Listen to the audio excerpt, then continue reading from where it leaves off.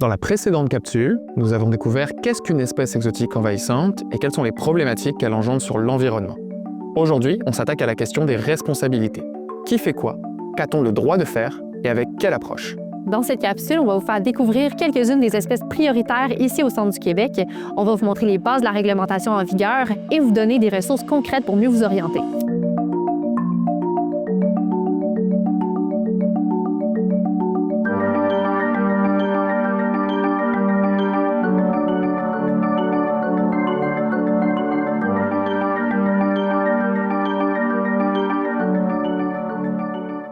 Chaque espèce exotique envahissante a ses propres défis de gestion. C'est pour ça que la première étape, c'est de savoir bien les reconnaître. Afin de bien pouvoir les reconnaître, on va prendre plusieurs exemples aujourd'hui. Le premier exemple, le plus parlant, c'est le roseau commun, aussi appelé la phragmite. C'est cette fameuse plante que l'on peut retrouver sur les bords d'autoroute avec les petits plumeaux, et également dans les fossés ou dans certains milieux humides. Cette plante-là, elle se présente plusieurs problématiques. Elle va venir compétitionner une plante indigène qui est la quenouille. De plus, la phragmite, lorsqu'elle va être présente dans un milieu, va réduire la biodiversité et va également empêcher l'accès à certains secteurs. Sa capacité de propagation est fulgurante, de par sa capacité de produire des milliers de graines dans ses plumeaux qui vont être dispersées par le vent, par l'eau, par la machinerie qui va passer dedans. Et également, elle peut se reproduire par des petits bouts de fragments de ses racines. Donc n'importe quel bout de terre contaminée qui est amené à un endroit ou à un autre peut repartir une tale au complet. C'est pour ça que sa gestion est particulièrement complexe. Une autre plante qui est présente sur le territoire, c'est la berce du Caucase qui représente un enjeu au niveau de la santé humaine. Si on est en contact avec sa sève puis exposé aux rayons du soleil, on peut subir de graves brûlures au niveau de la peau. C'est une plante qui est capable de produire jusqu'à 100 000 graines par plant, ce qui facilite son pouvoir de colonisation. C'est une plante qu'on peut reconnaître facilement à cause des poils blancs rugueux qui sont situés sur sa tige. La tige va également présenter des taches rouges à violet.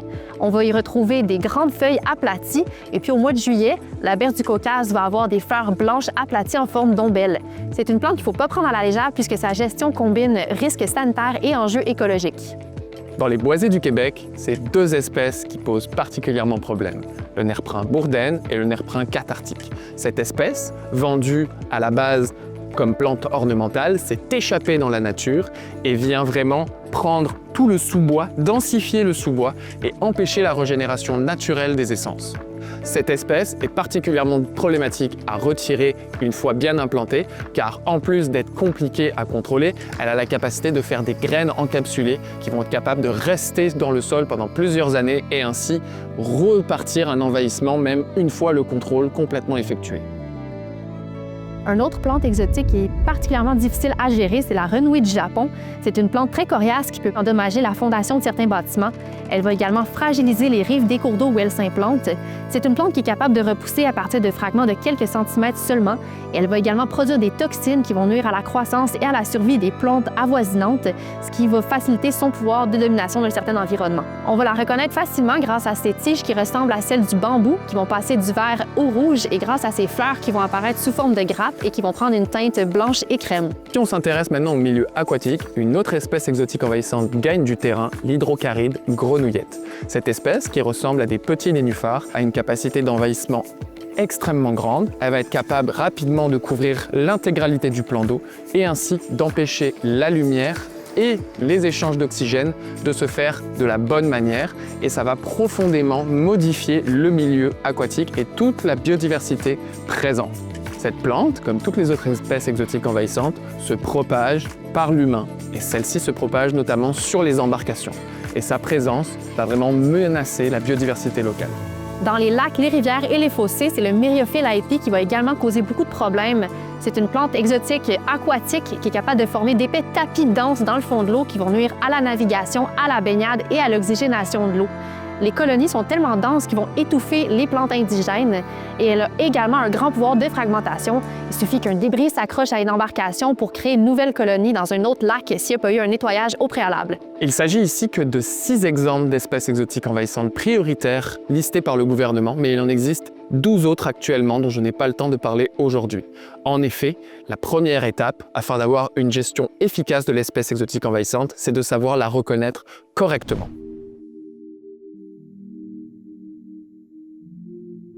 Quand vient le temps d'intervenir, il est essentiel de comprendre et d'appliquer le cadre légal mis en place. Au Québec, chaque palier du gouvernement exerce des responsabilités en matière de gestion des EEE. Au niveau du gouvernement fédéral, il faut considérer la loi sur les pêches. Elle mentionne entre autres que dans le cas où une intervention se produirait dans un milieu aquatique, il nécessiterait peut-être un permis de pêche et océan Canada. Il y a aussi le règlement sur les espèces aquatiques envahissantes qui interdit l'introduction, le transport ou la mise à l'eau de certaines espèces visées. Au niveau provincial, c'est la loi sur la qualité de l'environnement qui encadre les interventions. Le règlement sur l'encadrement des activités en fonction de leur impact sur l'environnement précise les conditions à respecter pour obtenir une autorisation lorsqu'une intervention implique, par exemple, l'utilisation de machinerie ou de pesticides. Il établit également les situations où une déclaration de conformité est nécessaire et dans le cas où certaines activités peuvent être exemptées d'autorisation. Un second règlement intitulé « Le règlement sur les activités dans les milieux humides, hydriques et sensibles » propose quant à lui un cadre normatif dans ces types de milieux. Ces deux règlements vont de pair et doivent être consultés en parallèle lorsqu'une intervention dans les milieux humides ou hydriques est prévue. Une autre loi à connaître est la loi sur la conservation et la mise en valeur de la faune. Elle vise à protéger les habitats fauniques. Selon cette loi, toute action susceptible de modifier un habitat faunique situé sur les terres du domaine de l'État est interdite à moins d'avoir au préalable obtenu l'autorisation du ministère. Cette interdiction vise par exemple le retrait manuel de plantes aquatiques ou le déploiement d'une toile sur le littoral. Deux autres règlements provinciaux complètent l'encadrement des espèces exotiques envahissantes. Le règlement sur l'aquaculture et la vente de poissons contrôle l'introduction, l'élevage et la commercialisation du poisson afin de limiter la propagation des espèces aquatiques non indigènes. De son côté, le règlement sur les animaux en captivité encadre l'importation, la détention et la disposition d'espèces exotiques pour certaines envahissantes afin de protéger la faune et la sécurité publique. Finalement, lorsque le contrôle d'espèces exotiques envahissantes nécessite le déplacement d'animaux sauvages afin d'éviter de les blesser ou de les tuer lors de l'intervention, l'obtention de permis SEG est obligatoire. Ce permis de capture à des fins scientifiques, d'éducation ou de gestion de la faune autorise son titulaire sous certaines conditions à déroger à des interdictions provenant de la législation ou de la réglementation en matière de faune.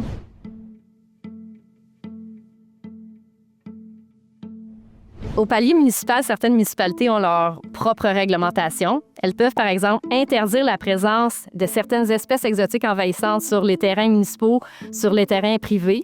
Elles peuvent aussi encadrer la gestion de ces plantes-là sur leur territoire. Puis elles peuvent aussi imposer des amendes. Les municipalités sont souvent les premières à constater la présence d'espèces exotiques envahissantes sur leur territoire, étant donné qu'elles sont responsables de l'entretien des fossés, des parcs, des terrains vagues, des sentiers. Elles sont aussi à même de constater l'ampleur d'une prolifération sur le terrain. Le rôle des municipalités est central.